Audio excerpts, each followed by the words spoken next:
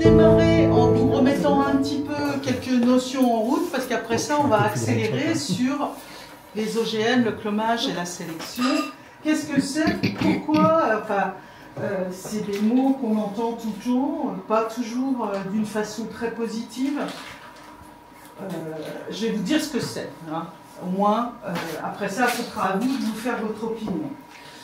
Alors, juste, voilà, ça c'est une illustration qu'on utilise toujours, souvent en génétique.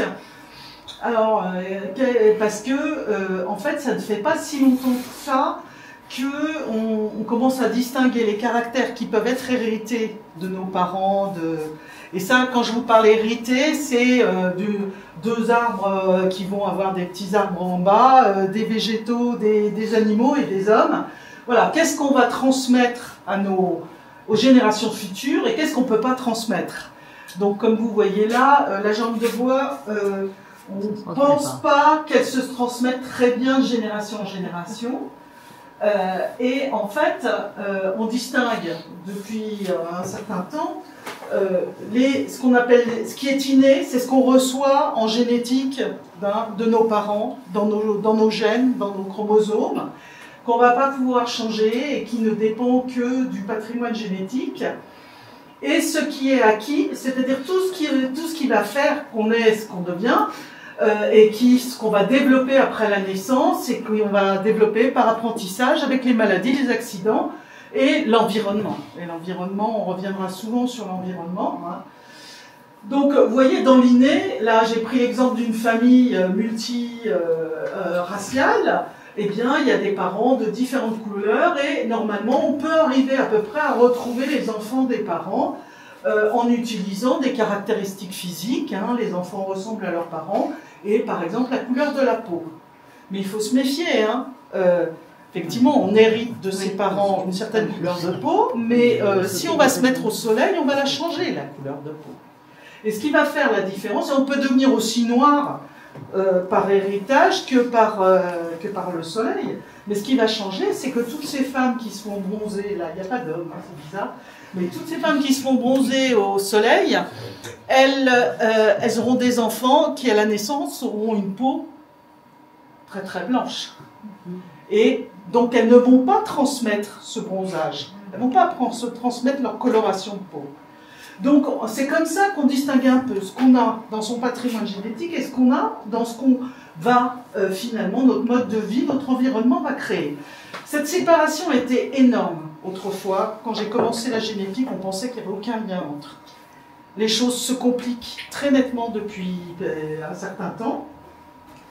C'est quand on ressemble au facteur. Quand on ressemble, c'est de la génétique.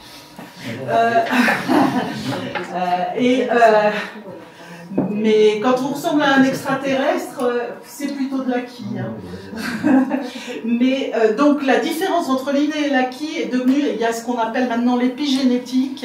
On a montré que l'environnement et tout ce qu'on développe après la naissance pourrait influencer ce qu'on a hérité de nos parents. Hein? Alors, ça ne va pas le changer, mais ça va l'influencer. Et il y a eu une conférence sur l'épigénétique. Je ne vais pas rentrer dans le détail, ce n'est pas le sujet d'aujourd'hui. Mais c'est pour vous dire que même cette différence-là a évolué. Et en fait, j'ai juste donné la génétique, quand je vous ai dit, moi je suis arrivée à la révolution de la génétique, c'est vraiment quelque chose de récent. Hein. Mendel, tout le monde a entendu expérience sur les petits pois, je vous en montrerai une pour vous expliquer un peu les bases. Tu étais déjà là, toi. Hein? Tu étais déjà là. J'étais pas là, à Mendel, j'étais pas là. Morgan non plus, il a découvert les chromosomes. Mendel, il a fait la génétique, il n'avait aucune idée de ce qu'était un chromosome, un gène, un machin, etc. Et lui, il a regardé des petits pois et il en a sorti des lois qui sont parfaitement justes. Comme quoi, il suffit de raisonner des fois, hein, mais je pense que n'importe quel individu va se dire qu'un enfant ressemble beaucoup à son père ou ressemble pas beaucoup à son père, et bon, il fait déjà un peu de génétique quand il dit ça, ou ressemble au facteur. C'est en 1953 que les choses s'accélèrent parce qu'on découvre la nature chimique qui porte de la molécule qui porte les informations, hein, qui est dans les chromosomes. C'est l'ADN, l'acide désoxyribonucléique. Et il faut attendre même pas 8 ans pour que de ce composé chimique, on arrive à comprendre qu'il y a un code derrière, un code génétique. Et puis ensuite, une fois qu'on a compris le code, on va développer plein d'outils pour travailler dessus, pour manipuler, pour changer, et c'est de ça qu'on va parler aussi aujourd'hui. Et il va démarrer en 86, ça va durer jusqu'en 2001, le grand projet de séquencer le génome humain. Donc en 2001, on publie la séquence complète du génome humain.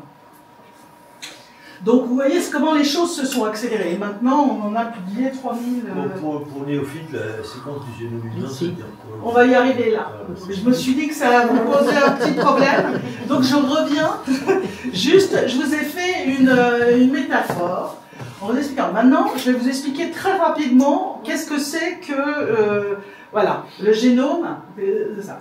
Imaginez que le monde du vivant, c'est une immense bibliothèque qui possède effectivement des tas d'espèces et qui toutes ont des donc ce qu'on appelle des génomes inscrits dedans. Je vais arriver à ce que c'est.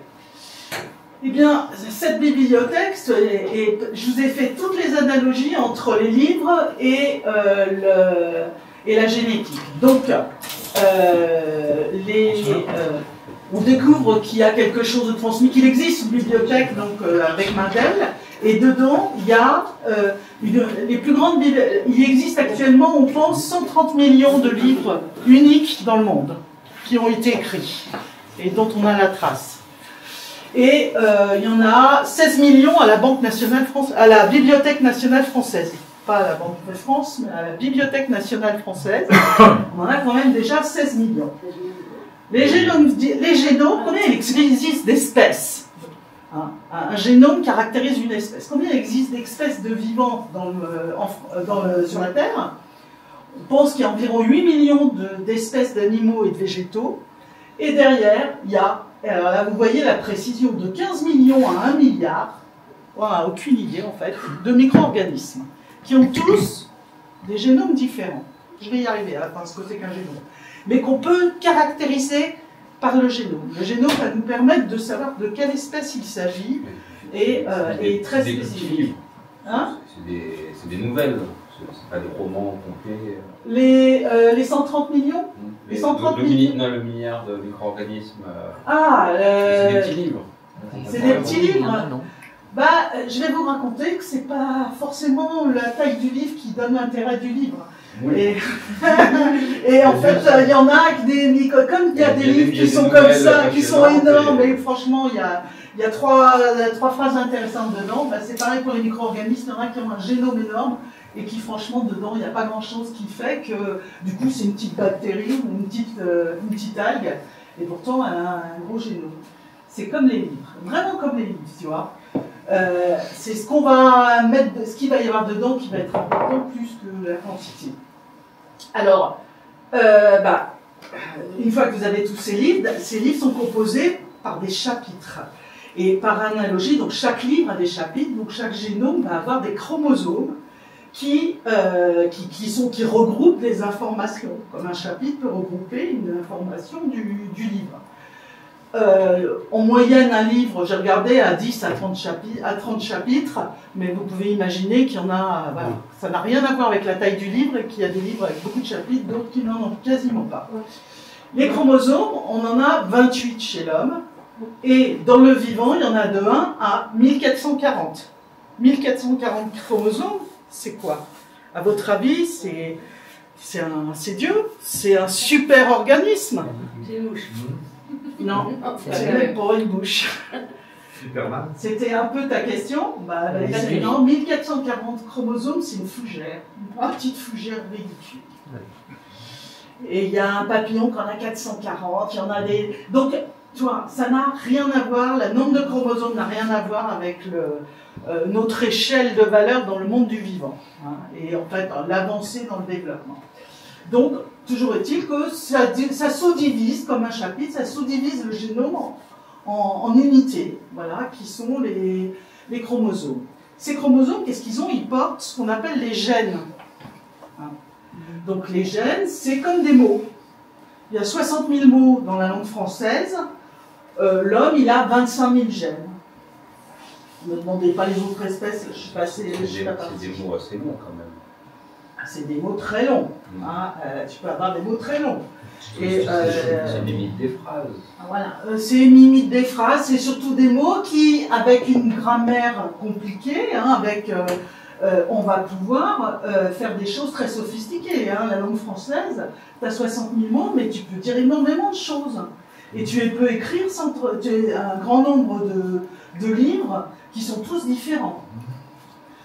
Et pour arriver dans l'analogie, à la fin de l'analogie, ce qui fait un mot dans la langue française, c'est un ensemble de lettres. Hein, et on en a 28 dans l'alphabet. Mais si vous écrivez en chinois, vous aurez 50 000 idiomes qui représentent chacun un mot, un demi-mot. Bon. Pour le code génétique, on a 4 lettres, si vous voulez, 4 bases, 4 unités. C'est 4 molécules chimiques qui sont attachées en ligne, comme une phrase dans un texte, et qui vont faire le code.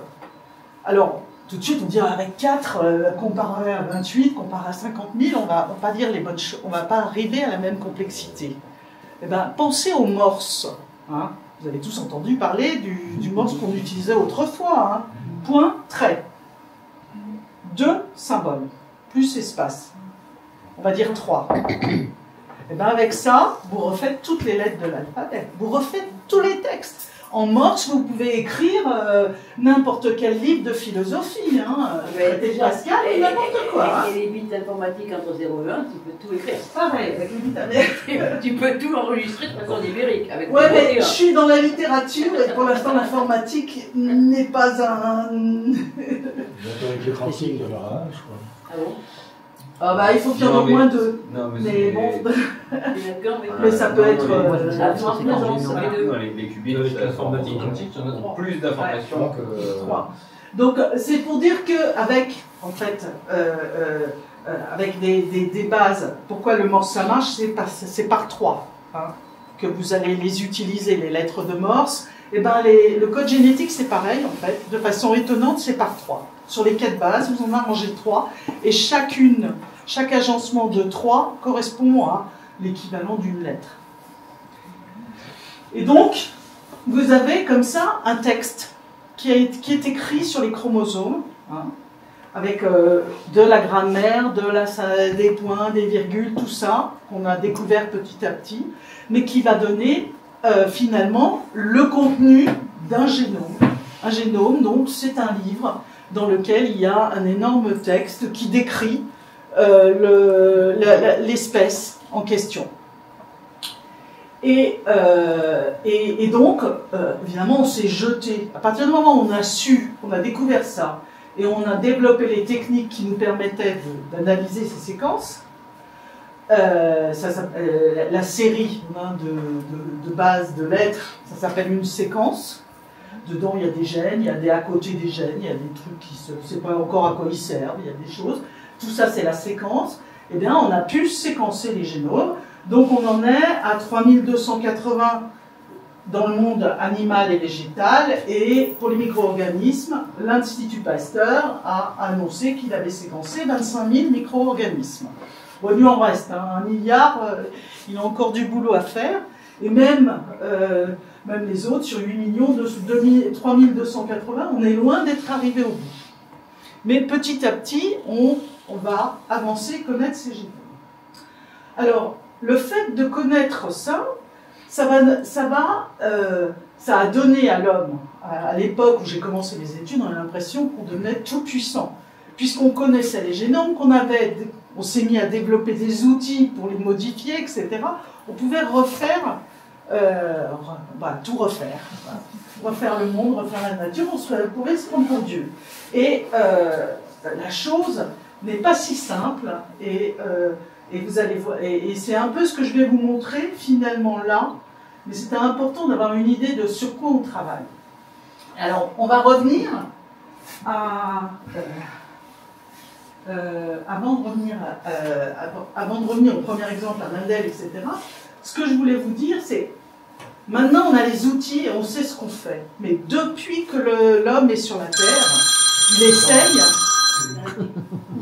il essaye d'améliorer l'environnement qu'il a autour de lui. Quand je dis améliorer, c'est de l'adapter pour lui.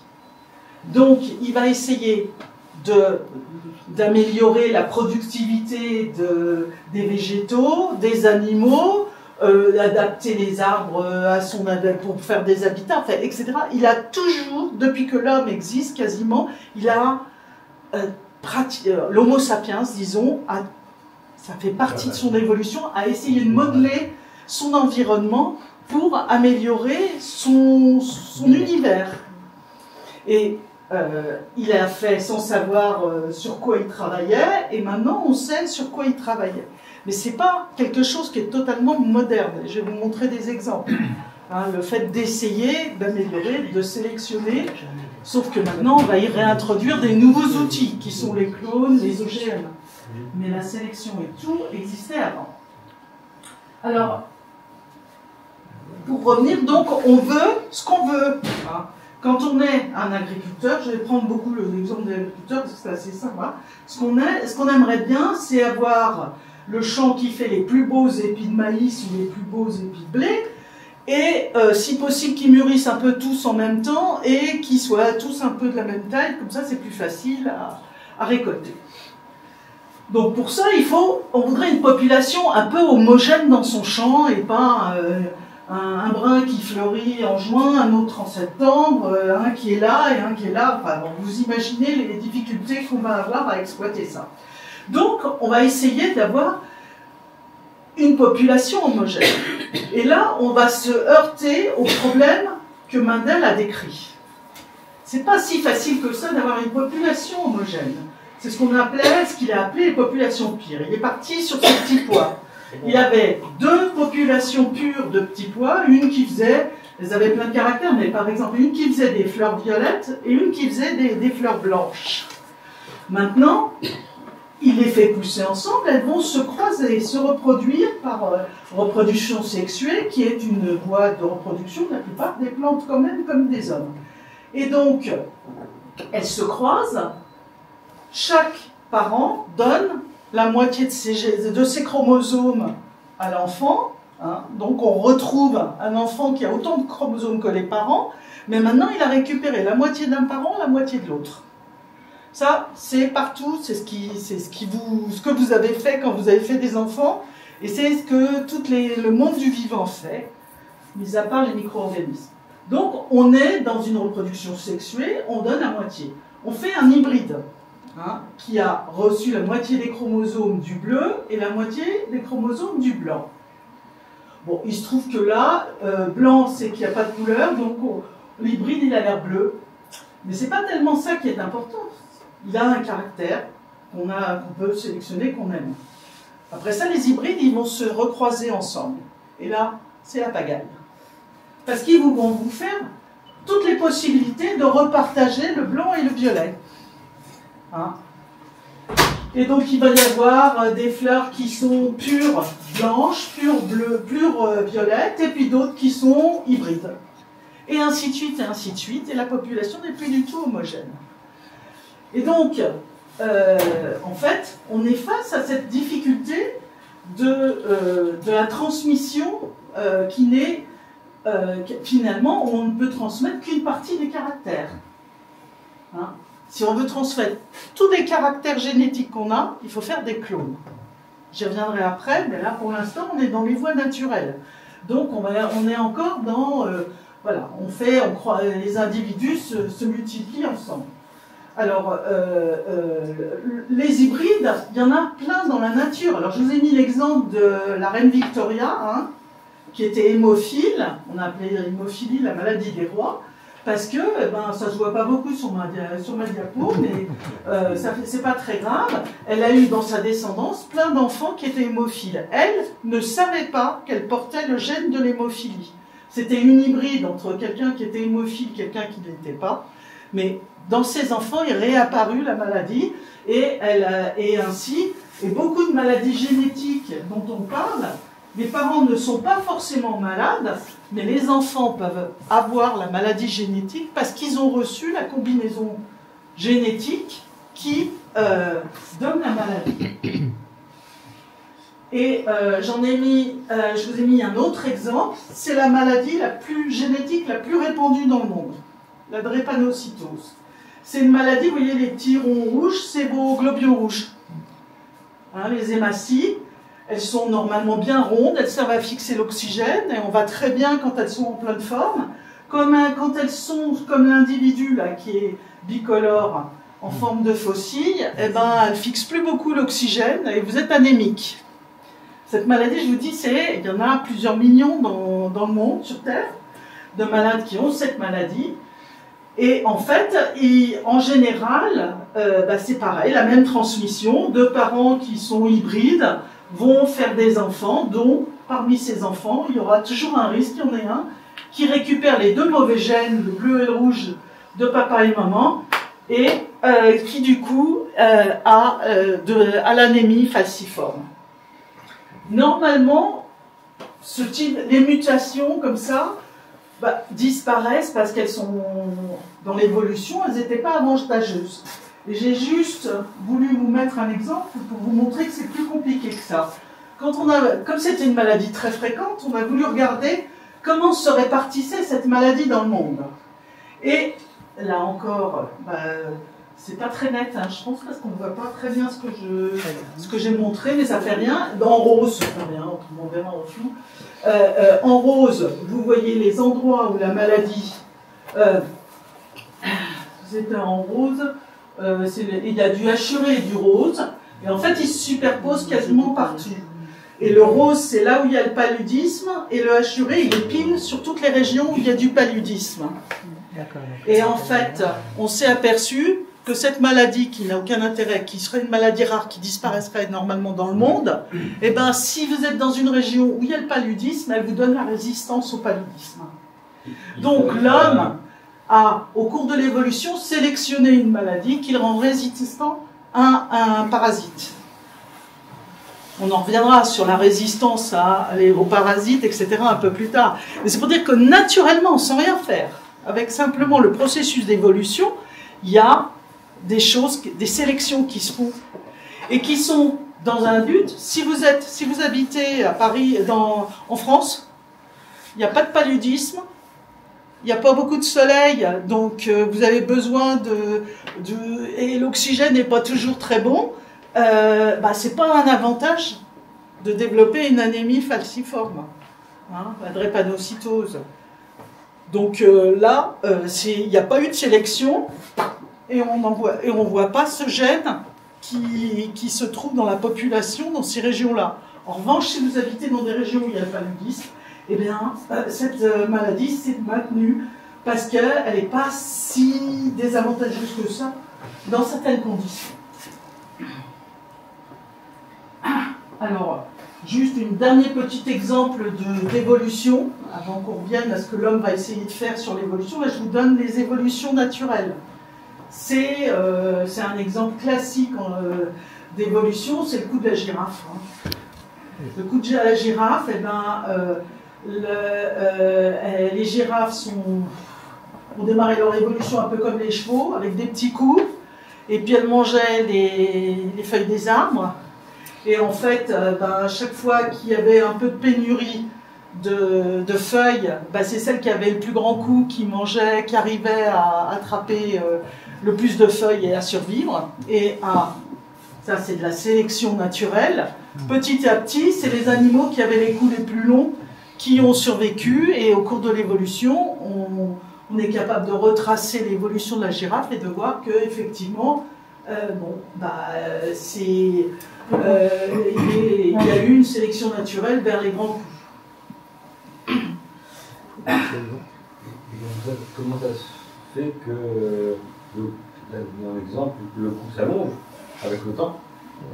C'est-à-dire que dans les gènes, il y a une hétérogénéité qui apparaît dans les gènes. Il y a des mutations aussi qui apparaissent, et puis il y a des croisements, etc. Et c'est un peu, à chaque fois qu'il y aura un croisement, l'animal qui aura le cou le plus long, il va survivre, et donc il va garder les gènes qu'il avait, et il va les transmettre à quelqu'un d'autre. Donc c'est comme ça que la sélection, c'est ce qu'on appelle la sélection en agriculture aussi. C'est qu'on va petit à petit essayer de faire que les gènes qui donnent un avantage pour ce qu'on veut, se transmettent et deviennent le plus présents dans la population. Alors dans l'évolution d'une espèce, la nature fait des essais tout le temps de plein de choses, et seuls les essais gagnants restent. Et donc là, petit à petit, pour la girafe, mais le cheval, il a trouvé d'autres techniques. Enfin, tous les animaux n'ont pas évolué pour avoir un grand cou parce qu'ils mangeaient des feuilles. Hein. C'est aussi au départ des phénomènes de hasard. Hein. C'est qu'il y a la nature, elle essaye différentes solutions, et si on a une qui est mieux, elle va se maintenir. Et nous, en tant qu'hommes, dans l'agriculture, on va essayer de biaiser la nature. C'est pour ça que je prends le temps de vous raconter ça, c'est pour vous dire qu'est-ce qu'on essaye de faire. On essaye, c'est pas des choses qu'on a inventées, la nature elle fait, mais nous on va essayer de faire qu'on s'en fiche que la girafe ait un grand cou, mais si elle pouvait, je sais pas, pondre des gros œufs par exemple, ben, peut-être que ça nous aurait plus plu et on essaierait de le faire faire. Donc on va essayer de biaiser ce que fait la nature pour avoir des animaux qui répondent à nos besoins. Et un des exemples classiques, c'est le maïs. Hein. Le maïs, bah, vous voyez, l'ancêtre du maïs, on ne va pas nourrir d'une famille avec. Hein. Les grains, ils sont tout petits, il n'y en a pas beaucoup sur un épi.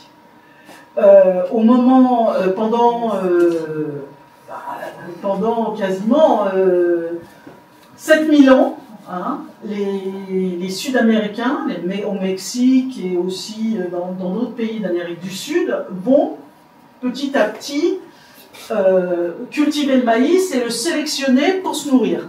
Donc chaque fois qu'il y a un champ qui fait du beau maïs, ils vont le prendre et ils vont éliminer ceux qui font du mauvais maïs. Ils vont choisir les plus beaux épis, les plus gros grains, etc.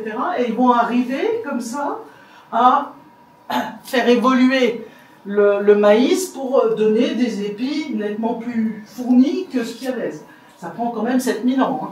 Mais ils arrivent à cultiver le maïs et à améliorer le maïs pour en faire un produit qui leur convient. Et puis arrivent les conquistadors, ils embarquent le maïs pour l'Europe. Bon, le maïs qui faisait pousser les Mexicains n'est pas du tout adapté au climat européen.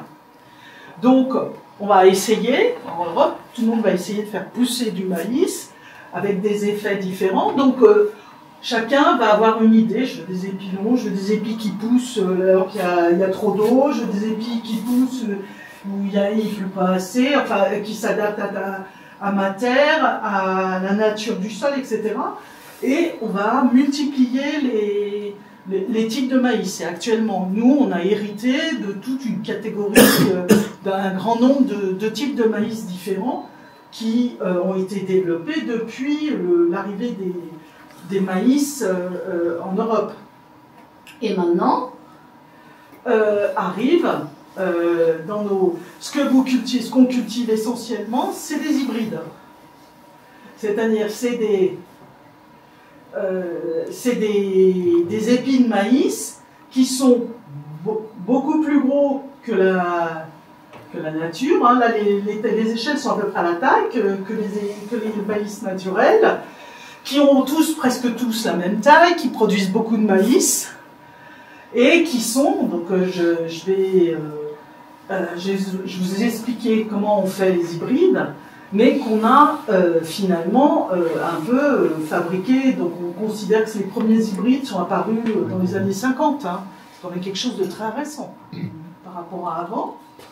Et là, on est déjà dans de la sélection et de la fabrication artificielle, parce que les hybrides, il ne faut pas laisser un champ, tu ne gardes pas un hybride en laissant un champ se reproduire par lui-même, etc. Il va falloir racheter tes semences, la plupart du temps, si tu veux garder un bel hybride. Parce que, si je reviens à Mendel, l'hybride, c'est le petit pois du milieu. Vous voyez que si vous le laissez faire ce qu'il veut tout seul, eh ben, très rapidement, votre champ de maïs ne ressemble plus à ce que vous voulez, à l'objectif recherché et au beau. Donc, il va falloir revenir toujours à des croisements, là, et c'est ce qu'on fait en achetant des semences. On va acheter plutôt des hybrides. Hein? À Monsanto, ils vont faire mieux, je vous en parlerai après. Mais pour l'instant, non, c'est traditionnel. C'est quand on protège, on va protéger les parties mâles ou les parties femelles d'un champ pour être sûr de bien contrôler qui est le papa, qui est la maman, et de faire toujours des hybrides qui fondiront les semences pour la suite. Il y a quand même un peu de variabilité. Ils vont être les mêmes parents, mais les deux enfants ne sont pas les mêmes dans une famille. Si tu veux, il y a une variabilité, mais si les parents sont ce qu'on appelle purs, il y a de moins en moins de variabilité. On va essayer de réduire le plus possible la variabilité en partant de parents qui ont été sélectionnés pour finalement... Hein? Pour des caractéristiques précises. Pour des caractéristiques précises. On ne peut pas sélectionner sur tout, heureusement, mais pour des caractères précis, ils sont devenus purs, et à ce moment-là, si tu veux, c'est comme ça. Ça, c'est les bases des semences hybrides qu'on peut avoir dans le commerce. Alors, l'avantage, c'est qu'on va avoir des rendements qui sont élevés, des épis qui sont un peu uniformes, faciles à processer, etc. L'inconvénient, c'est que on ne peut pas les reproduire nous-mêmes, donc il faut aller demander aux marchands de semences de nous en fournir. Et puis il faut les acheter. Alors on le fait aussi pour les animaux. Hein. Donc j'ai mis les poussins, les porcelets, c'est pareil. On travaille sur c'est des hybrides qu'on peut acheter dans les entreprises de sélection éventuellement si on veut booster les productions, la production agricole. On achète toujours à la même entreprise de sélection ou on peut les mettre en concurrence? Ça sera, je pense que en fait, ils sont tous d'accord. Vous pouvez acheter dans différentes entreprises. En revanche, le nombre d'espèces qui sont hybrides, elle n'est pas énorme. Donc vous allez souvent retomber sur à peu près les mêmes choses. Même si c'est fait par X ou par Y, je ne pense pas, je ne suis pas l'experte du maïs, ni de l'agricole, mais je pense qu'il n'y a pas un panel énorme de choix d'hybrides qui sont dans le commerce. Vous devez avoir, je ne sais pas moi... Au secours, les agriculteurs, aidez-moi parce que je ne sais pas... Du moment qu'il y en a deux, oui, ça ne porte pas forcément un monopole. On n'a pas le droit de breveter. Non, ce n'est pas des monopoles, les hybrides ne sont pas brevetables, non? C'est naturel. Ils sont brevetés. Les fins, ils sont tous brevetés. Ouais, on peut en discuter parce que c'est le gros intérêt des industriels, c'est qu'ils brevettent, ils interdisent aux autres de breveter. Voilà, puis bon, mais je vais venir à ce qu'ils font qui est bien pire que ça. Oui. Là, on est dans le naturel, on a sélectionné, on a gardé, on garde les parents, on choisit les parents pour faire l'hybride, les parents purs pour faire l'hybride, et on vend les graines et on fait des champs qui ne sont pas stériles. Si vous avez un champ planté avec des maïs hybrides, ils peuvent l'année suivante s'auto-féconder et refaire des maïs, mais vous serez dans la situation là, de Mendel d'en bas. C'est-à-dire que vous aurez d'un seul coup une hétérogénéité, des petits, des grands épis, des malingres, des plus gros, enfin, vous aurez perdu le côté bien homogène de l'hybride. Mais c'est possible, ils ne sont pas stériles encore, ça va venir plus tard, l'industrie va vous trouver une technique. Mais on achète effectivement, et mon frère dit que c'est breveté, c'est possible. Moi, de toute façon, c'est des vendeurs, donc peut-être. Oui. Malheureusement pour elle. Alors, on a essayé aussi, juste pour vous dire, les hybrides, là, on est dans les mêmes espèces. Hein. On a croisé des maïs et on a sorti, on les a purifiés et on a fait ce qu'on appelle aussi, ce que les Allemands appelaient l'eugénisme. Hein. C'est ça. L'eugénisme, c'est de choisir la race pure et d'essayer de la garder. Il voulait des hybrides. Hein? Il voulait que des purs, pas des hybrides.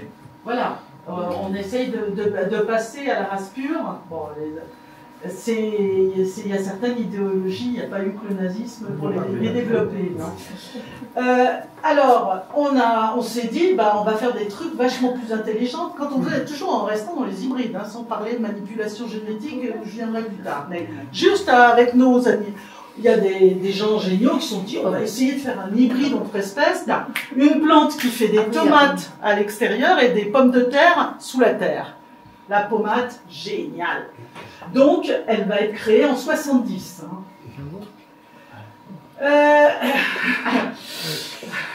Bon, je vous ai mis la phrase de Sacha Guitry parce que c'est un peu le problème qui s'est passé. Hein. C'est-à-dire que la fameuse pommade a été créée.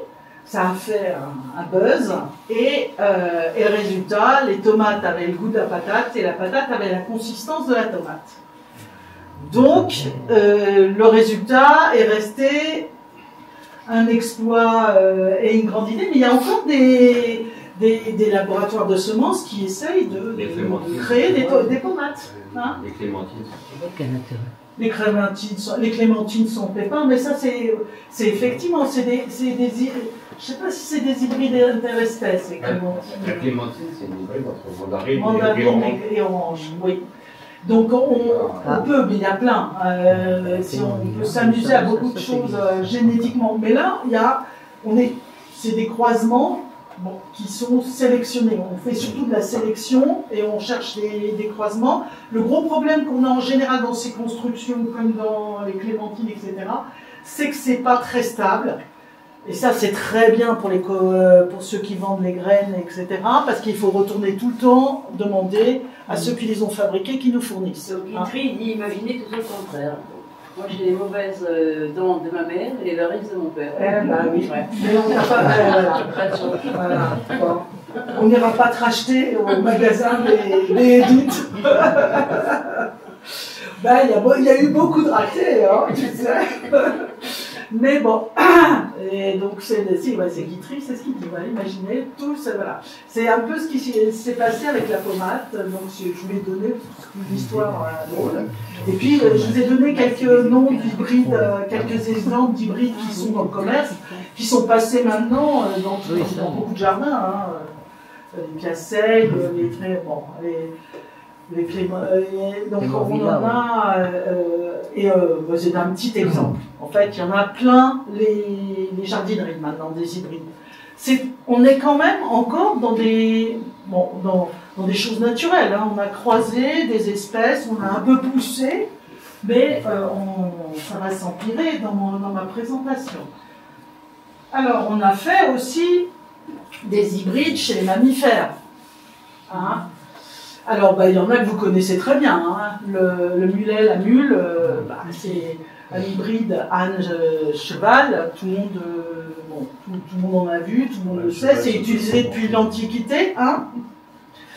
Et il y a... voilà. Il n'y a pas de... Bon. Et puis il y a plein... après ça, il y a des choses anecdotiques. Les croisements entre le tigre, le lion, le zèbre et l'âne. Le lion et le jaguar. Le poisson, je ne sais plus, c'est entre l'orque et le dauphin. Bon, il y a... voilà. Il y a des tas de... Bon, l'homme s'amuse, en général, ce qui caractérise chez les mammifères, donc chez tous ces animaux, c'est que les hybrides sont stériles. Mais ça, vous le savez pour les mules. Hein. On peut rarement... on ne peut pas se reproduire une mule, il faut repartir avec un âne et une jument. Voilà, des fois on y arrive, mais ça sera de toute façon pas un animal... c'est très rare, et en général ils sont stériles. Chez les chiens, il y a différentes espèces, Les bâtards, etc. Oui, c'est des mélanges, c'est des hybrides. Oui, c'est des mélanges. Après ça, le problème chez la barrière entre les espèces, s'ils arrivent à se croiser, il y en a qui sont très proches, il y en a qui sont moins proches. Il y a les espèces relativement proches, elles pourront être encore fertiles en se croisant. C'est pareil pour les végétaux. Hein. Et puis en revanche, quand on force un peu trop et qu'on a des hybrides qui ont vraiment été forcés, et la plupart du temps ils sont stériles. Mais il y a un autre hybride qui c'est bien dans cette région parce ils se sont côtoyés. Hein. Donc dans l'évolution de l'homme, il y a un moment où eh bien l'espèce néandertale et l'espèce de Cro-Magnon vont diverger. Et normalement, Homo sapiens, qui est en haut de la courbe, là-haut, il est issu hein, il ne vient pas de... Excusez-moi, j'ai un trou là. Il ne vient pas de Néandertal, il est issu de Cro-Magnon, de l'Homo sapiens, donc de la branche qu'il y a là. Mais Homo sapiens et Néandertal ont cohabité ici, entre autres, dans cette région, pendant un certain nombre de milliers d'années. Hein? Et même si, à la fin, Néandertal a disparu complètement, on retrouve des gènes de Néandertal chez Homo sapiens. C'est-à-dire qu'à partir des ossements qu'on a trouvés dans la région d'ailleurs, on a pu retrouver le patrimoine génétique, ce qu'il y a dans vos chromosomes, dans vos gènes, hein, le fameux livre. Hein, on a retrouvé le livre qui correspond à Néandertal, et on a pu le comparer aux sapiens de l'époque et à nous, et on s'est aperçu que on descend d'Homo sapiens, mais on a tous au moins quelques 2% de chromosomes qui nous viennent de Néandertal. Hein, même s'il a disparu. Il y en a qu'on... Bon, depuis le temps, il n'est pas certain que le Néandertal était vraiment bien complet. Et c'est pas sûr. Enfin, le problème de Néandertal, c'est qu'il avait une boîte crânienne qui ne pouvait pas évoluer en frontale, donc il a un certain nombre, la connaissance et l'apprentissage qui n'ont pas progressé. On pense qu'il a disparu à cause de ça. Mais en revanche, il avait une très bonne construction, une très bonne mémoire et une très bonne construction. Donc, bon, c'est pas aussi mal d'avoir un peu des deux. Donc, de toute façon, dans l'évolution, on les a gardés. Là, on a séquencé le génome de Néandertal et de Cro-Magnon, et c'est pour ça que je vous donne lequel qui a les Néandertal, c'est la poche.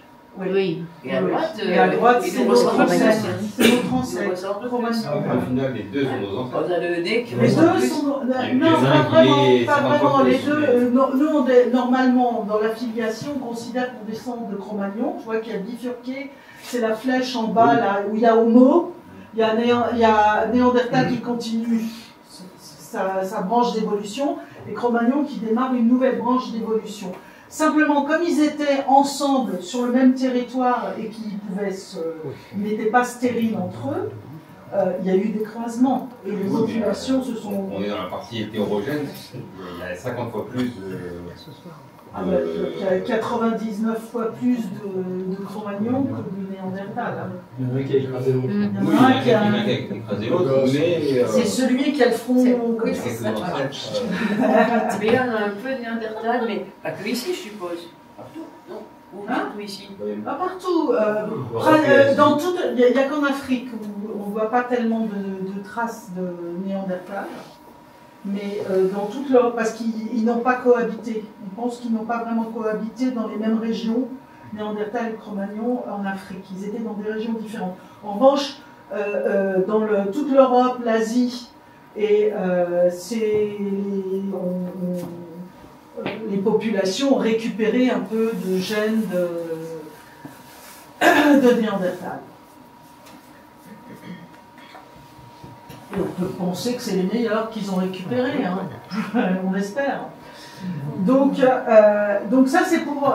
Là j'étais dans les croisements naturels, les hybrides. Hein, aussi, on était dans les choses qu'on va peut-être pousser, mais qui se font relativement naturellement. Et donc pour les plantes, bon voilà, on va faire des hybrides, on va les faire pousser. On n'a rien fait que choisir les mâles et les femelles, protéger les mâles, aller mettre voilà, ensemencer avec la partie mâle les femelles spéciales. On a sélectionné, mais on n'a pas, là c'est la sélection, c'est le territoire, l'agressivité, tout ce qu'on veut, mais c'est des voies naturelles. Et la suite de ma présentation, je vais parler de ce qu'on va faire maintenant qu'on sait faire qu'on a vu les génomes. Hein. Maintenant qu'on sait lire les génomes, qu'est-ce que l'homme s'est mis à faire? Donc, et on va parler des clonages. Hein.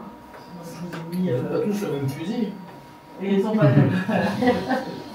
pas tous le même fusil, mais voilà. Il paraît qu'ils sont issus, ce sont des clones. Alors les clones, il y en a, ça existe naturellement un clone, hein. C'est pas uniquement Star Wars. C'est donc les bactéries, tous les micro-organismes, eux, ils se clonent, hein. Ils se multiplient en faisant des individus identiques. L'opposé du clone, c'est la reproduction sexuée, un mâle et une femelle. Ça existe dans tout le monde, des plantes et du vivant. Hein. Il y a un mâle et une femelle et ils croisent leurs gènes. La reproduction sexuée, elle permet d'évoluer très vite, parce qu'à chaque fois, on remélange les chromosomes. Le clone, lui, il recopie tout le temps la même chose, mais comme en général il pousse très vite, comme les micro-organismes, il attend une mutation qui va lui donner un avantage et tous les autres, ils meurent. Les plantes, elles sont capables un peu de faire les deux, puisqu'elles se reproduisent, elles ont des organes mâles et femelles, elles se reproduisent par fécondation, mais on peut aussi les cloner en faisant du bouturage, hein, ou en récupérant un bout de plante et régénérant une plante. Donc là, on fait, mais en fait, elles ont tendance à dégénérer un peu. Vous savez bien, hein, si vous bouturez, vous perdez un peu la qualité de la première plante. Et puis il y a même quelques vers, mais c'est vraiment ces organismes-là. Il n'y a pas de mammifères qui clonent. Hein. Et pourquoi on perd en qualité en fonction des générations? Parce que on va il n'y a pas de brassage, on ne corrige pas. Et donc, il va y avoir à chaque fois, s'il y a une mutation, elle va se maintenir. Le croisement, c'est une façon de recorriger et de recorriger à chaque fois une erreur de la nature. Et donc de permettre d'évoluer, etc. La bouture, tu reproduis à l'identique et puis tu as des accidents qui se passent dedans. Et en fait, ça dégénère. On a l'impression, voilà. Ça a tendance à dégénérer, en tout cas, si vous pouvez essayer hein, de bouturer des plantes, souvent on perd un petit peu de la qualité. Mais ça prend, moi je vous parle sur l'échelle de l'évolution, hein, c'est pas demain que vous allez le voir. Et il y a quelques vers qui se régénèrent quand on les coupe en deux, hein, mais c'est très rare. Et, les clones, l'homme, hein, peut faire des clones, mais il n'en fait pas beaucoup à la fois. Hein. Mais les vrais jumeaux sont des clones, dans la définition du clonage. C'est mon frère qui a un vrai jumeau. Il sait de quoi on parle. En fait, c'est un clone. Armand est un clone. Alors, les vrais jumeaux, le clone, c'est que les générations suivantes les enfants sont identiques entre eux, absolument identiques. Ils ont exactement tous les mêmes chromosomes. Hein. Et donc, pour faire ça chez l'homme, il faut partir avec un spermatozoïde, une ovule qui se féconde. On commence la division pour faire un bébé, et puis à un moment, il y a un accident, et l'œuf se coupe en deux, avec deux parties qui ont exactement le même matériel génétique, et ça va vous faire des vrais jumeaux, ce qu'on appelle aussi des vrais jumeaux. La plupart des jumeaux qu'on voit et qui ont augmenté en plus avec la procréation assistée, hein, c'est en fait c'est juste deux ovules, deux spermatozoïdes, et la seule chose qu'ils ont fait ensemble, c'est de faire, et c'est déjà beaucoup, de faire toute la maternité dans le ventre de la mère ensemble. Donc en fait, et ça nous a permis de voir que il y avait aussi des caractères qui se transmettaient pas uniquement dans les chromosomes, puisqu'ils ont des chromosomes qui sont similaires comme un frère et une sœur, pas plus. Mais en fait, ils vont avoir beaucoup plus de points communs, parce qu'ils auront fait toute leur croissance dans le ventre de la mère ensemble, ils auront évolué ensemble, et il y aura ce qu'on appelle l'épigénétique qui va faire qu'ils ont acquis des caractères communs qui ne sont pas ceux des chromosomes. Hein. Dans le monozygote aussi. En plus du fait qu'ils ont des chromosomes, les mêmes chromosomes qu'un frère et une sœur, que deux frères et deux sœurs. Ouais. Ils ont la même épigénétique, les monozygotes? Les monozygotes, ils ont la même épigénétique parce qu'elle est dans les étapes très précoces. Elle se met en place dans les étapes extrêmement précoces de la division. Avant que même ils se soient séparés. Donc, en général, on considère qu'ils ont... Alors, est-ce que... C'est toute une discussion. Hein, l'épigénétique, c'est un monde ouvert. Est-ce qu'on va influencer un petit peu les gènes ensuite dans la vie, par notre vie? Mais, bon, c'est pas... De principe, les monozygotes, ils ont les mêmes gènes, en tout cas. Au départ, ça c'est sûr. Et les dizygotes, eux, ils n'ont pas. C'est comme des frères et sœurs. Sauf qu'ils vont passer tellement de toute leur vie en commun, puisqu'ils ont toute la croissance dans l'utérus de la mère, puis après toute leur enfance où ils sont côte à côte, etc. Donc ils vont partager énormément et ils vont développer des tas de choses et d'évolutions communes. C'est déjà de l'acquis, ça? Oui. Hein? C'est déjà de l'acquis à ce stade-là? Oui. De quoi l'acquis, le fait d'avoir partagé. Oui, c'est de l'acquis et c'est pas de l'inné. Si t'es dans l'inné, l'acquis, l'inné c'était les vrais monozygotes et l'acquis c'est tout ce que vont avoir à récupérer les dizygotes. Alors, on ne sait pas si c'était des monozygotes ou des dizygotes, ils ne nous l'ont pas dit. C'est pas écrit dans la...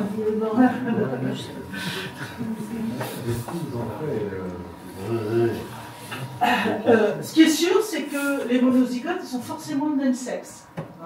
Déjà, de principe, puisqu'ils ont exactement les mêmes chromosomes.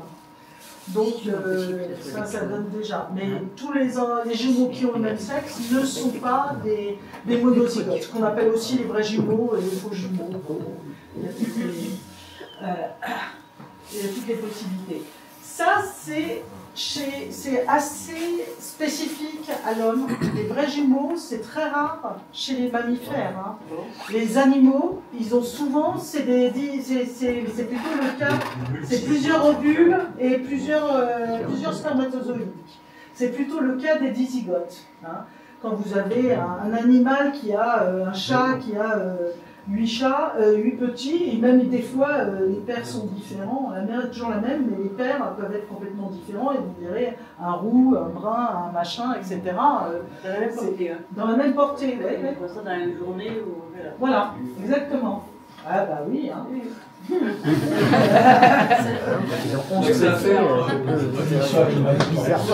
Mais qu'est-ce que tu as fait, toi? Donc, c'est curieux, je veux dire qu'il y a plus de monozygotes chez les humains. Oui. Ah oui. Donc, alors, c'est pas... Que chez les animaux.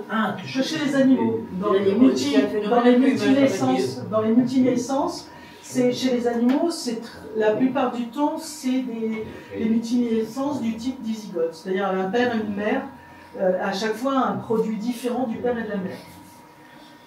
Dans la même mère. Ça fait chez les humains.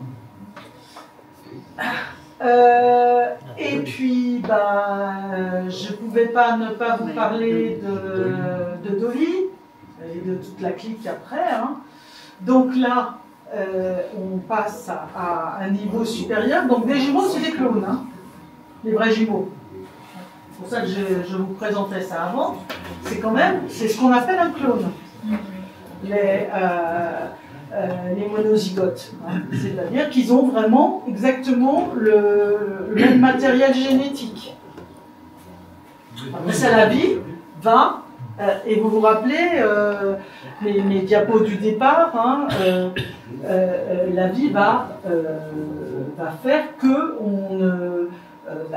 même des vrais jumeaux vont pouvoir avoir des cicatrices différentes, des maladies différentes, des phénomènes de la vie qui vont les faire évoluer différemment. Mais leurs chromosomes seront toujours les mêmes.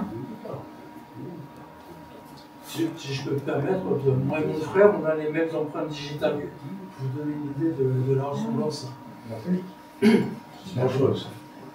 Comment c'était les enfants? Non, c'est toi et ton frère. Moi et mon frère, on est des vrais jumeaux. Donc tu as deux frères jumeaux. Non. C'était ton frère, il a dit? Oui, mais il n'est pas jumeau avec moi. Hein. Non. Mais eux, oui. Il y en a encore un autre comme moi. Et les mêmes empreintes. Ah oui. Et c'est peut-être ça qui m'a lancé sur la génétique. Hein. Dolly, tout le monde la connaît. Hein. Ouais. Alors, si je vous rappelle ce que c'est que Dolly, hein, Dolly c'était une brebis. Hein. Donc, on a pris une cellule dans une brebis blanche, hein, à tête blanche, etc., pour pouvoir bien distinguer ce qui venait de la mère et ce qui venait de la cellule du départ. Une cellule dans une main, on a enlevé le noyau et on l'a mis dans l'ovule, hein, d'une brebis à tête noire à qui on avait enlevé le noyau. Le noyau, c'est là où sont tous les chromosomes. C'est une poche avec 2 chromosomes. On a pris cette poche et on l'a mis dans l'ovule de la brebis noire et on a obtenu donc Dolly, qui est une brebis qui a quelle couleur, hein? Les chromosomes, ils viennent de qui? De la blanche. Donc, le bébé Dolly, elle est blanche. Et la noire est une mère porteuse. Exactement. Enfin, elle a fourni l'ovule, mais justement, on pourra discuter de ce qu'il y avait comme information dans l'ovule, mais en tout cas, elle n'a pas donné, il n'y a aucun chromosome en commun entre la mère de Dolly et Dolly. Et donc, ça a fait la une des journaux, on s'est imaginé qu'on allait pouvoir faire des tas de choses extraordinaires avec ça, hein, parce que maintenant, on va les multiplier, les noyaux, hein, une fois qu'on a repéré, elle en a des cellules, hein, la brebis A. Donc on peut en faire des clones, hein. Donc on va prendre plein de clones, on va les multiplier, ça on sait faire, prendre des cellules, les faire pousser sur une boîte, en faire plein, voilà. Et puis on va faire plein, voilà, et on va se mettre à cloner les armées de Dark Vador, on va faire ce qu'on veut, hein, on va faire des œuvres. Il faut trouver des mères porteuses. Le meilleur des morts. Hein? Il faut quand même trouver des mères porteuses. Eh ben oui, le problème c'est qu'il faut trouver des mères porteuses. Dans le cas de Dolly quand même, il y a eu 30 brebis qui ont été fécondées et les fœtus en ont tué 29. Il y en a quand même. Il y en a 22 qui sont mortes. Il y avait 30 brebis ont fait le rôle de la mère. Oui. Hein. Et les fœtus ont tué 29 des mères. Il n'y en a qu'une qui a donné Dolly. Parce qu'ils font du gigantisme, ils font du... C'est essentiellement ce qu'ils ont fait. Ah, ils ont tué. Ils ont tué la brebis porteuse. La brebis porteuse. Ah ouais. Ouais. Donc, Comme un rejet. c'est quand même, avant qu'on fasse une armée de Dark Vador, il va falloir trouver des porteuses. Hein. Moi, je ne mets pas dans les rangs. C'est quand même extrêmement. Bon, ça, c'était, franchement, c'est du gadget. On a cloné aussi une vache. Nous, on a cloné une vache en France. Et puis, on a cloné plein d'animaux. Ça n'a aucun intérêt. Honnêtement, ça n'a aucun intérêt par cette méthode, d'abord parce que les animaux vivent pas très longtemps, hein, parce qu'en fait, ils ont quand même des chromosomes qui ont l'âge du donneur, de cellules de départ, et il y a plein de malformations, il y a plein de fausses couches, il y a plein de machins. C'est de l'exploit technologique qui n'ira jamais bien loin. Mais sur les végétaux, on fait la même chose. C'est ce qu'on va appeler les OGM. Donc là, plutôt pour être, il y a plein de ils ont beaucoup de chromosomes, les végétaux, là, on va envoyer, ce qu'on va faire, c'est on va choisir un gène d'intérêt, par exemple un gène bactéricide ou un gène insecticide, hein, ou bien on a beaucoup utilisé les insecticides, mais il y a aussi des gens qui ont essayé de faire de l'insuline, de faire fabriquer de l'insuline à des champs de maïs, ou enfin vous pouvez mettre ce que vous voulez. Le gène de ce dont vous avez envie ce que vous avez envie de récolter, hein, et vous l'introduisez en général pour le fabriquer dans des micro-organismes, pour le manipuler, et puis après ça, vous bombardez vos cellules végétales avec, et comme un végétal, on peut arriver à faire des petites pousses à partir d'une cellule, et on va démarrer des plants, et on aura des plants qui auront récupéré les gènes qu'on a bricolés et qu'on veut mettre dedans. C'est ça un OGM. Hein. C'est une construction complètement artificielle. Alors maintenant, on n'a même plus, là on utilisait, c'était, j'ai cliqué cette image, mais elle est même un peu vieille, parce qu'on repassait par des bactéries, par des trucs pour multiplier. Maintenant, on les fabrique avec des machines, les gènes, et hop, on a des synthétiseurs de gènes, on fabrique le gène, et puis on va le bombarder, on va les faire entrer dans les cellules. Alors, soit on utilise des bactéries pour les faire rentrer, soit on utilise tout simplement ce qu'on appelle des canons à ADN, hein, c'est des petites billes de métal. On met l'ADN sur des petites billes de métal, toutes petites, et on bombarde les cellules de végétaux, elles supportent très bien, et on fait rentrer l'ADN dedans, et l'ADN, là, il vit sa vie. Soit il reste là et il fabrique ce qu'on lui demande sans rien faire, soit il rentre dans les chromosomes et ça fait des OGM plus ou moins stables. Donc c'est ça un OGM, un organisme génétiquement modifié, c'est une cellule de plante dans laquelle on a fait rentrer un gène de ce qu'on veut. Hein. D'antibiotiques, on a essayé de fabriquer des antibiotiques, un champ d'antibiotiques, c'est pas mal. On a utilisé on peut améliorer la plante pour lui faire fabriquer d'autres choses. Vous pouvez imaginer ce que vous voulez maintenant. À partir du moment où les généticiens, ils ont des gènes qui fabriquent de l'hémoglobine, voilà, ils savent ce que ça fait. Vous mettez ça dans la plante et vous espérez que la plante, elle fabriquera bien le produit que vous voulez qu'il soit fabriqué à partir de ce gène. On n'est plus dans le clonage là. Si. Non. On est dans le clonage parce que ce qu'on a fait là, la première étape, c'est du clonage. La première étape, c'est du clonage. On met des gènes, on purifie, on multiplie. Ça, c'est le clonage. Et après, on fait rentrer dans les plantes. Et après, on a des développements de plantes qui sont des clones, mais qui sont des plantes qui seront identiques, parce qu'on va multiplier. Si c'est quand même compliqué à faire, on va le faire. Et on l'a fait. Et voilà. Donc voilà quelques exemples d'essais qui ont été faits. Ajouter un gène de résistance à un pesticide, comme ça, vous tuez toutes les mauvaises herbes et pas votre plante. Avec le pesticide. Hein? Voilà. Ajouter un gène toxique pour les nuisibles. Hein, si vous avez, je sais pas moi, un insecte qui vient tout le temps bouffer vos récoltes, vous mettez un produit qui tue cet insecte, et la plante, elle fabrique l'insecticide contre l'insecte. Ajouter, produire un médicament, il y a des médicaments qui sont produits de cette façon-là. Bon, chez l'homme, on a utilisé les mêmes techniques pour essayer de réparer des maladies génétiques.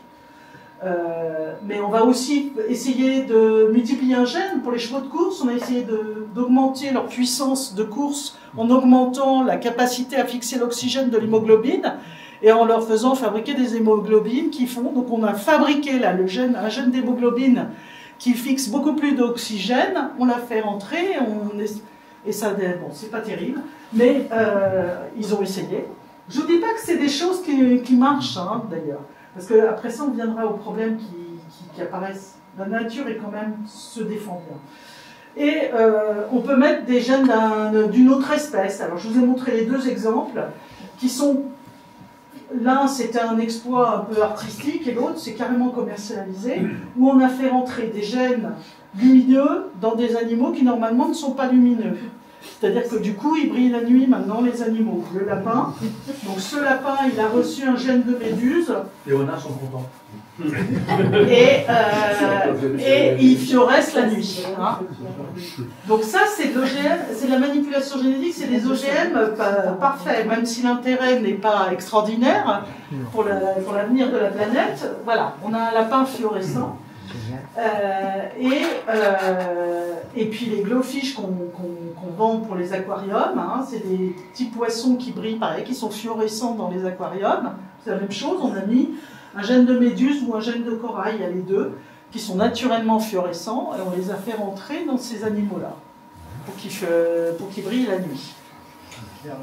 C'est très... Voilà. C'est des exemples d'utilisation, de manipulation qu'on fait. Alors, bien sûr, l'agriculture, pour l'agriculture, il y a eu tout le monde s'est dit c'est génial. On va aller faucher les médicaments dans les champs de blé. On va fabriquer, je sais pas moi, des pieds de tomates, voilà, qui font des pommes de terre, des tomates et en plus du blé le reste du temps. Fabriquer des antibiotiques. Hein, il y a eu des productions de soja qui produit des antibiotiques. Et là, la planète a commencé à s'inquiéter un peu dans les années 2000, parce que le problème de ces plantes fabriquées, c'est que rien ne les empêche d'aller se croiser avec les plantes du champ d'à côté, et puis on dissémine des gènes dont on ne sait pas très bien ce qu'ils vont faire à très très grande échelle.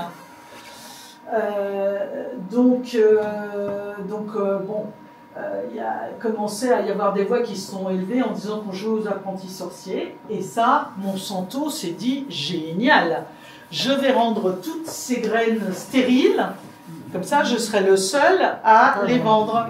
Parce qu'au départ, les graines obtenues par les... elles ne sont pas forcément stériles. Elles ne sont pas forcément stériles. Non. Ça dépend. Ça dépend de la manipulation qui a été faite, mais la plupart du temps, c'est pas stérile. Mais est-ce que c'est stable? Ça, c'est moins stable. C'est pas très stable. Ça dégénère quand même relativement rapidement parce que ça va se croiser avec d'autres.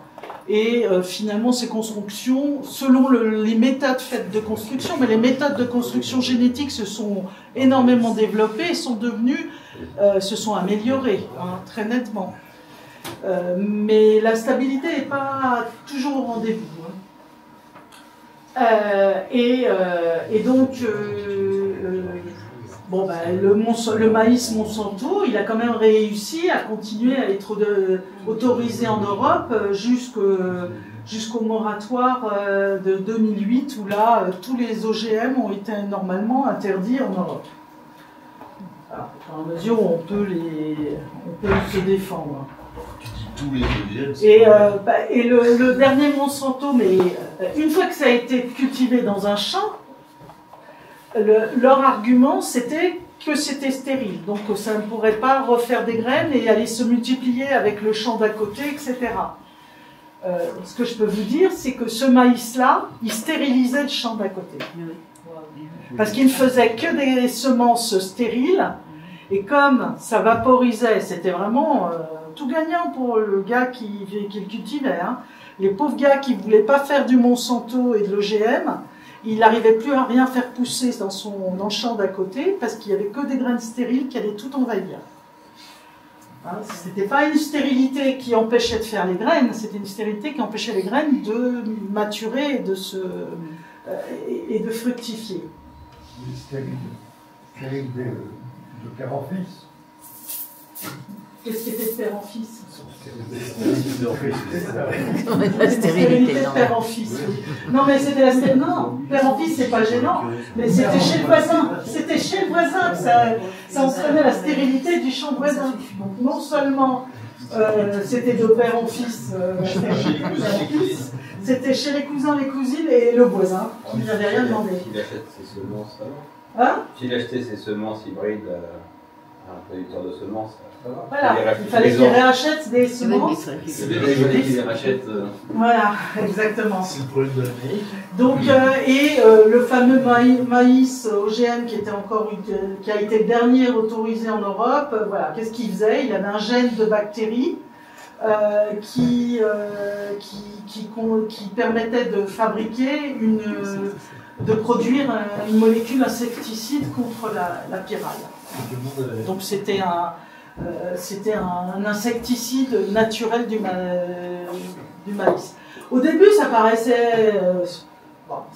les apprentis sorciers trouvaient que c'était génial, qu'on allait faire... Voilà, on n'allait plus avoir de grandes maladies dans les végétaux parce qu'on allait pouvoir y rajouter tous les gènes de résistance possibles et imaginables. Mais tout ce qui est fruits, etc., qui est un petit peu modifié quelque part, c'est pas interdit, ça par contre. Si.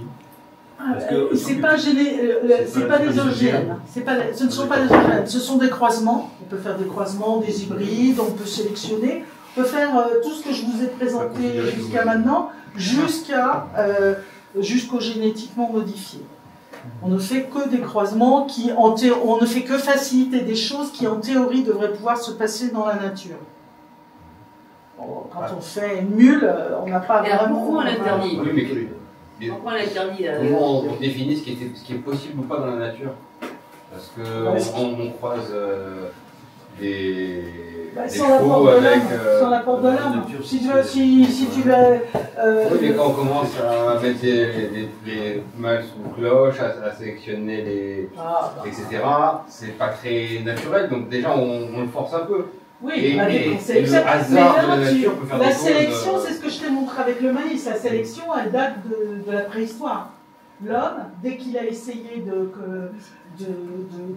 démarrer de l'agriculture ou de l'élevage, il a sélectionné. Pourquoi on interdit ce maïs? Pourquoi on interdit ce maïs? Parce que, en fait, on n'a aucune idée des conséquences écologiques de ce genre de construction. Hein. Bon, d'accord, c'est stérile. Mais la nature, elle trouve toujours des solutions pour échapper aux méthodes qu'on met en place.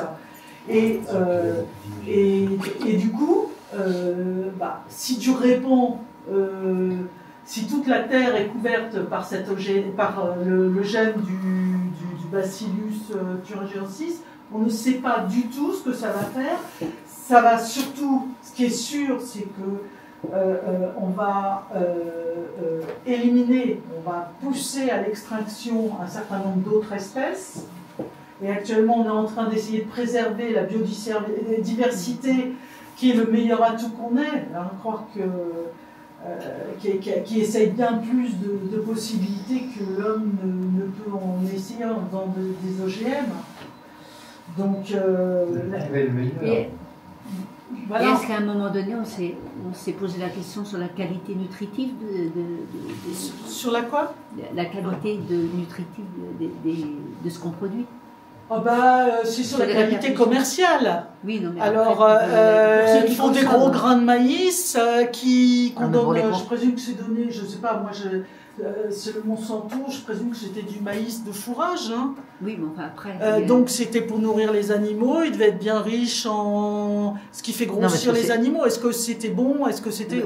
C'est vrai qu'à un moment, si tu veux, pas le bruit a couru, mais en dehors du fait que Monsanto avait le machin et qu'il fallait acheter, les gens avaient peur pour leur santé par rapport au maïs OGM. C'est ça. Oui, c'est ce que je veux dire. La qualité de moi, on a entendu ça. On a entendu ça. Se concentre dans les animaux qu'on va manger, se concentre dans le comment. C'est-à-dire qu'on va avaler cet insecticide en grande dose. Oui, c'est ce que je sais pas. Est-ce que c'est ça en train de dire? Non, enfin, on est en train de poser la question. Non, mais effectivement, si, non, mais on a, il n'y a aucune sécurité vis-à-vis de ce genre de choses. Bon, Monsanto te dira qu'entre ça et arroser le champ avec des insecticides, avec les produits, voilà, c'était plus naturel ce qu'ils faisaient. Donc, je pense que de toute façon, on jouait un peu à l'apprenti sorcier parce que il existe dans le monde du vivant ce qu'on appelle les transferts de gènes horizontaux, c'est-à-dire que s'il y a un parasite qui rentre par exemple dans une plante, un parasite, une bactérie ou un virus, il peut emmener une partie des gènes qui sont dans la plante et les transférer dans une autre plante. Et du coup, on ne contrôle jamais. Ils ont beau dire, on fait des semences stériles. Elles sont surtout très bonnes pour stériliser le champ d'à côté. Mais pour garantir l'écosystème, c'est nettement moins sûr. En tout cas, ce qui fait un peu peur, c'est la carte que je vous ai présentée là. La part de gauche. Parce que si l'Europe, mis à part l'Espagne, a fait un moratoire sur toutes les OGM, vous voyez qu'il y a pas mal de régions où ils sont... Ce ne sont pas des pays, des pays développés. Il y a les États-Unis. Quel est leur argument pour aller là-bas? Votre argument, c'est l'argument européen et de prudence. Voilà. On ne sait pas. Les Américains ne sont quand même pas des imbéciles. L'argument. Si ça avait été fait dans un pays en voie de développement, d'accord. C'est pas le cas. Non, mais c'est, regardez la politique actuelle sur le réchauffement de la planète. Hein. Les États-Unis ne sont pas un pays sous-développé et pourtant ils s'en fichent complètement des contraintes pour éviter le réchauffement de la planète. C'est une question de mentalité, parce que moi j'ai passé du temps en Afrique du Sud, on parle la rouge. Hein. Ouais. Et bon, on aimait bien le raisin sans pépin, pratique. Il y avait du raisin sans pépin partout, moi je trouve que c'était bien. Ouais. Mais donc c'est peut-être une mentalité occidentale, l'Afrique du Sud est plutôt riche, on va dire, hein, plutôt. Hein. Pas de problème. Hein. Et donc, bon, c'est ici et maintenant. Donc on va avoir des trucs mieux maintenant et on ne sait pas après. Voilà. Bah, oui, et puis il y a Ils sont très jaloux de leurs espèces, des espèces autochtones. Non, mais ça, oui. Ils vont faire des collections d'espèces autochtones et à côté de ça, ils vont répandre des espèces. Alors, ils te vous diront, mais elles sont stériles. Alors, bon, nous, on a et ça, pour moi, c'est totalement hypocrite. La stérilisation de ces semences, c'est juste pour que vous les rachetiez, mais pour qu'elles se répandent dans la nature, c'est pas du tout c'est pas du tout efficace. Mais une fois qu'on a interdit la culture en France, le maïs, il a l'air d'être interdit là-bas. Et on achète des produits. Non, mais on achète peut-être même des boîtes de conserve qui viennent de Canada et. Non, c'est interdit? C'est interdit. Normalement, c'est interdit même à la commercialisation. D'accord. Mais. Oui. Interdit si c'est. Normalement, on a dit normalement. C'est ça. La vente des produits, c'est pour ça que les Américains, pour ça que Trump râle sur les produits alimentaires américains, parce que l'Europe interdit la vente des produits américains, qui contiennent la plupart des OGM. Dans quelle limite? On a le droit de vendre du bœuf nourri aux OGM? Non. Non. Les produits OGM en Europe sont interdits. Mais oui, mais la vache, elle n'est pas OGM, mais elle a mangé du maïs si on achète du bœuf américain qui a été nourri aux OGM, je ne sais pas la traçabilité où elle va, mais normalement dans les gènes, on les trouve. Bon. Ça, c'est le problème de politique interne, etc.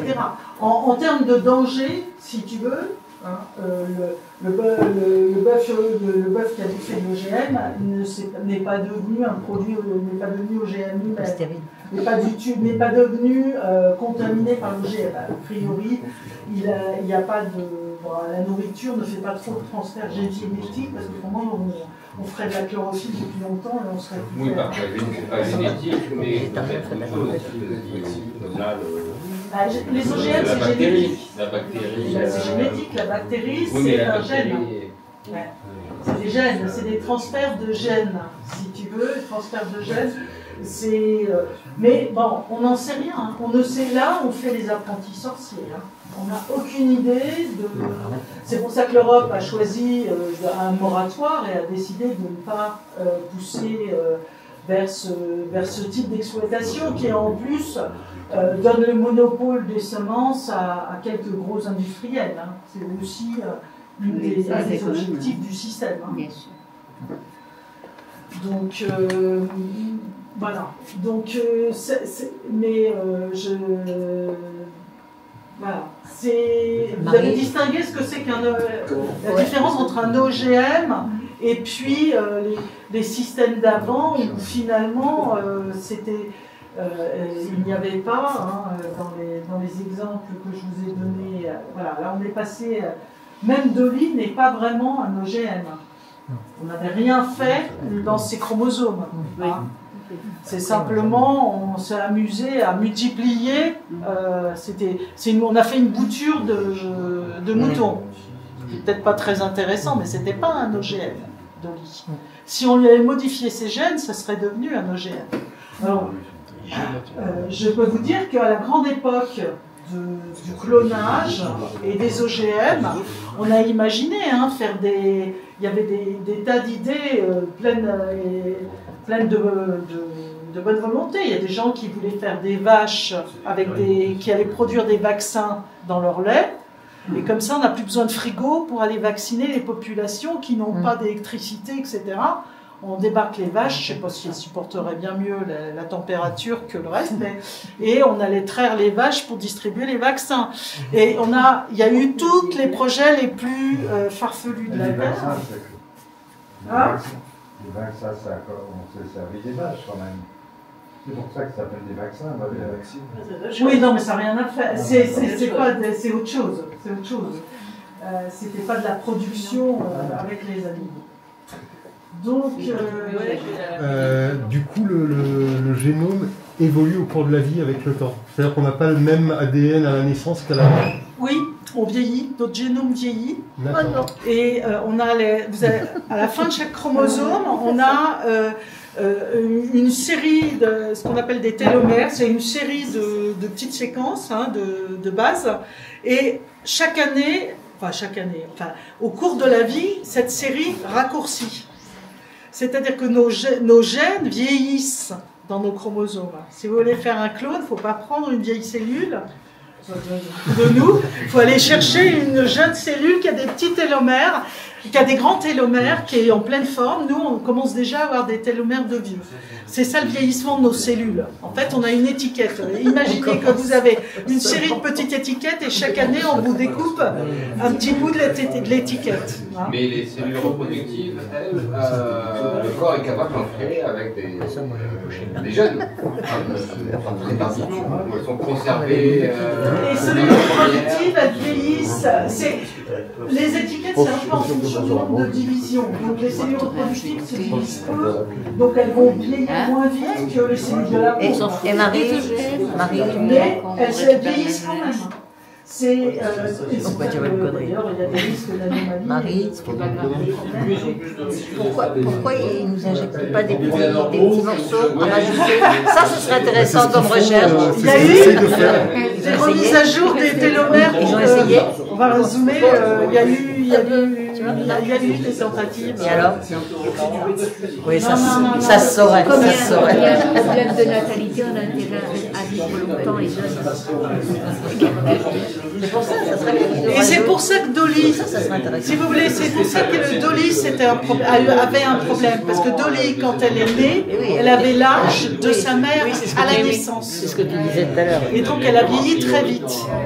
Donc maintenant, on fait ce qu'on appelle du rééditing, c'est-à-dire on récupère les chromosomes, on les sort et on leur remet on rattache des bouts derrière pour refaire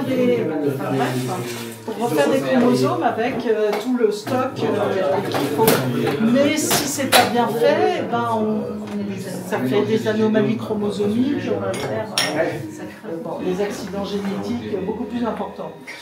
Donc cloner des enfants. Il faudrait cloner des enfants, mais il vaut mieux les faire à ce moment-là. Oui, puis comme on ne sait pas s'ils sont bien ou pas encore, c'est dommage. Et voilà, si tu veux cloner Einstein, c'est pas quand il avait 4 ans, 3 ans, 4 ans Et du coup, comment on prélève un génome? C'est une cellule? Toutes tes cellules ont un C'est-à-dire qu'on peut génome. prendre une cellule de chaque individu mais c'est ce et que voir je comment il t'explique. évolue. Toutes tes cellules. Celle-là, on l'a récupérée. Toutes tes cellules, tu peux faire autant de... Tu as quelques milliards de cellules dans ton corps, tu peux faire 1 milliard de clones. Le problème, c'est que pour l'instant, on ne sait pas faire une mère. C'est l'histoire de Dolly, etc. Il faut toujours remettre dans une mère. Et que les clones, ils ont un peu tendance à tuer la mère. Donc il n'y a pas beaucoup de volontaires. Mais on peut, effectivement, tu peux multiplier, si tu veux, a priori. Prendre les cellules d'un adulte, c'était une erreur. Ça n'a pas grand intérêt, c'était pour l'anecdote. Maintenant, ce qui se fait plutôt, c'est prendre une cellule jeune, même peut-être, et d'essayer de rajouter des gènes dedans, de la modifier dès le départ, pour la rendre, lui donner des performances qu'elle n'a pas. Avec les risques Monsanto pour tous les organismes vivants. On ne sait jamais à quoi on joue. La nature, l'ensemble du vivant, c'est une évolution concertée d'écosystèmes. Si tu te mets à fabriquer des tas de trucs avec des avantages que tu prends, je vais briller la nuit, je vais être résistant à toutes les maladies, je vais être plus bon, n'importe quoi, tu ne sais pas vers quel déséquilibre écologique tu te diriges. C'est ça la difficulté. Il y a un retard tellement parce que le retard s'applique à la recherche. Je pourrais mettre les affaires là. Ça peut être un peu n'importe quelle cellule. La recherche est interne. Oui, alors la recherche génétique, c'est plus compliqué, parce que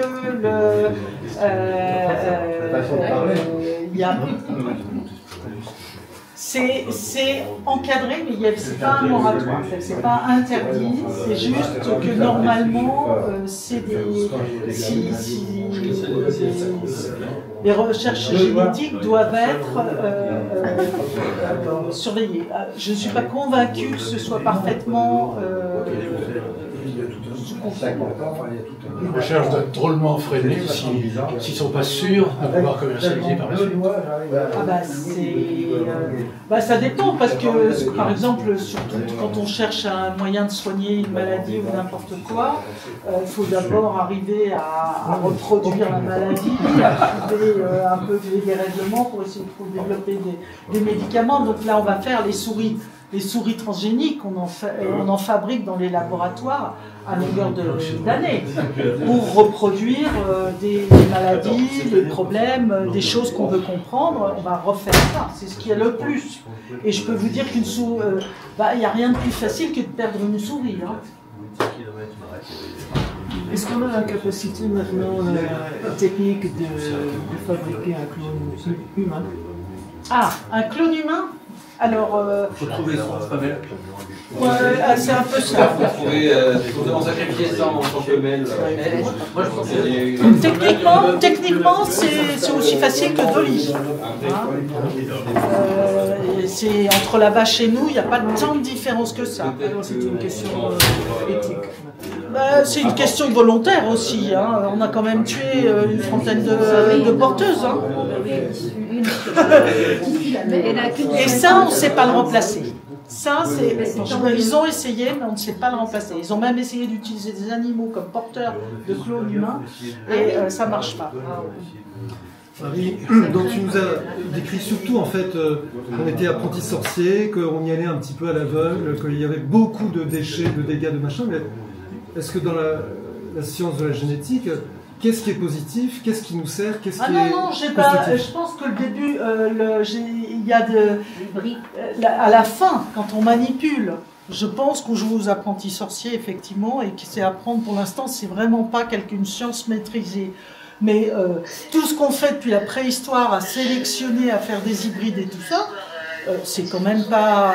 Ça nous a permis d'améliorer très nettement le rendement de la plupart des champs.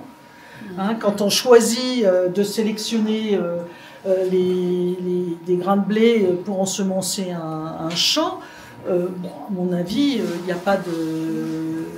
C'est pas gênant à partir du moment où le blé qu'on sème ne stérilise pas le champ d'à côté, parce que. Okay, je repose ma question là. Le fait que maintenant avec Mendel on ait compris en fait qu'il y avait des gènes, etc. Ça nous amène quelle possibilité, positivement, qu'est-ce qui ressort de positif de comprendre en fait qu'il y a de la génétique. D'améliorer. Ça nous amène qu'est-ce qu'amène la génétique? Quand même, elle permet de soigner les cancers. Oui, elle permet de fabriquer des médicaments, elle permet de comprendre les maladies, hein, de comprendre, et donc tu peux rechercher des solutions un peu plus naturelles que la manipulation génétique. Ça n'empêche pas. Tu peux donner un exemple de quelle maladie? Des maladies génétiques, mais il y en a. Alors là, comme ça, le plus connu, c'est les myopathies, hein, les myopathies du chêne et ces genres les maladies génétiques chez l'homme, si tu veux, en comprenant quelle est la dérégulation qui provoque cette maladie. On a proposé des traitements, hein. On propose même de la sélection, hein. Comme font les agriculteurs depuis la nuit des temps. Maintenant, on propose la génétique. Elle sait, comme tu sais, diagnostiquer la maladie. Chez les parents qui sont porteurs d'une maladie génétique extrêmement grave, maintenant, ils sont autorisés à sélectionner les embryons pour avoir des enfants qui n'ont pas la maladie. C'est ça me paraît des choses importantes dans la génétique, tu vois. On a compris, on a identifié les anomalies génétiques qui étaient responsables de la maladie, et maintenant, on va laisser les parents avoir naturellement des enfants, mais avec un petit coup de pouce pour sélectionner les enfants, parce que de toute façon, tu ne fais pas autant d'enfants que tu pourras en faire. Hein, la femme, elle fait une ovule par mois, et l'homme, je ne dis pas le nombre de spermatozoïdes qu'il fait, on a de quoi en faire des enfants. Autant faire des enfants qui n'ont pas la maladie, des maladies qui sont terribles. Donc on a effectivement, ça c'est un des progrès. Après ça, on essaye de corriger pour certaines maladies. Il y a effectivement, si ça atteint un seul organe, on essaye de corriger les cellules de l'individu, de remettre les cellules dans l'organe. Voilà. Donc on n'est pas aux OGM parce qu'il va pas. S'il fait des enfants, ils auront la même maladie que lui, hein, et ils n'auront pas la partie corrigée. Mais en revanche, on peut régénérer un peu certains organes, du sang, etc. On peut faire, on peut manipuler. Les manipulations génétiques, je ne dis pas qu'elles sont toutes mauvaises. On peut arriver à l'utiliser pour corriger les maladies, effectivement. Alors justement, en pharmacologie, on s'en sert des OGM. Hein? On se sert des OGM en pharmacologie. Pour créer des médicaments, des choses comme ça. Et on se sert, ça dépend où, hein, pas en Europe. En Europe, on ne cultive pas des plantes. Si c'est des plantes, alors les bactéries, oui, des micro-organismes, peut-être, oui. On va utiliser les micro-organismes, mais pas des plantes, pas des choses dont on ne contrôle pas la dissémination. Les bactéries, on cultive des bactéries oui, pour certains produits, on va utiliser les micro-organismes, on les utilise pour pas mal de choses. On met un gène humain, on met un gène qui permet de fabriquer ce dont on a besoin de fabriquer. On va faire des gros incubateurs et de la production industrielle pour fabriquer ce produit, faire fabriquer ce produit par des fermentateurs. Mais non, moi je suis pas une anti. Je veux pas donner une vision trop négative, mais juste faire un petit peu le principe de précaution, c'est pas mal. Hein. Plutôt que jouer à l'apprenti sorcier, ne nous précipitons pas sans avoir une vision des conséquences. Et le plus compliqué, c'est justement le maïs, les blés, un coup de vent et ça et vous répandez ça. Il n'y a aucun contrôle. Le végétal, vous ne pouvez avoir aucun contrôle. Tu ne peux pas le confiner du tout. Donc c'est là où il faut la plus grande vigilance. Et toi, dans ta carrière, tu as le sentiment de pouvoir faire de la recherche fondamentale ou bien il y avait beaucoup plus de financement privé qui vous orientait vers des trucs? Alors moi, j'ai fait essentiellement de la recherche fondamentale, mais comme je travaillais dans le domaine médical, finalement, l'application, elle est toujours derrière. Donc, la vraie recherche fondamentale, c'est pas celle que j'ai faite, c'est celle qui cherche à comprendre la connaissance pure. Et j'ai pu la financer avec la recherche qui était trouver des traitements pour le cancer, puisque je travaillais sur le cancer, c'est-à-dire comprendre et essayer de trouver des traitements, des diagnostics, etc. Mais en revanche, et ça a financé ma recherche fondamentale. C'est sûr qu'il y a une évolution de la recherche qui a fait qu'elle coûte de plus en plus cher. Parce qu'on peut faire tout, hein. On peut synthétiser des gènes, on peut faire... Moi, quand j'ai commencé, ce qu'on faisait en une année, on le fait en 1 heure, là, maintenant. Encore, on le fait à une échelle incroyable. La vitesse, ça a pris beaucoup de vitesse, mais du coup, ça coûte beaucoup plus cher. Donc, il faut trouver des financements. Et ces financements sont... En France, on est pas mal lotis parce qu'on a beaucoup de financements qui sont regroupés et qui sont redistribués par les organismes nationaux, d'État. Donc, moi, j'étais dans des laboratoires du CNRS. On reçoit quand même de quoi fonctionner par le CNRS. Après ça, si tu veux faire vraiment de la recherche qui coûte très cher, il va falloir se faire financer par les boîtes pharmaceutiques dans le monde médical, par les boîtes agroalimentaires dans le monde du végétal, etc. Donc, mais il y a, comme on travaille beaucoup sur de l'appel, sur des machins, il y a quand même un peu un contrôle du système. Tu ne fais pas une carrière de scientifique en fabriquant des OGM pour Monsanto. Tu vas travailler chez Monsanto. Il disait qu'il y avait le Bacillus thuringiensis qui avait été synthétisé dans le maïs. Ouais. Il y a la même chose qui a été faite pour le coton dans les années 2000 pour justement que le coton lutte naturellement contre la pyrale, qui était son plus grand ravageur.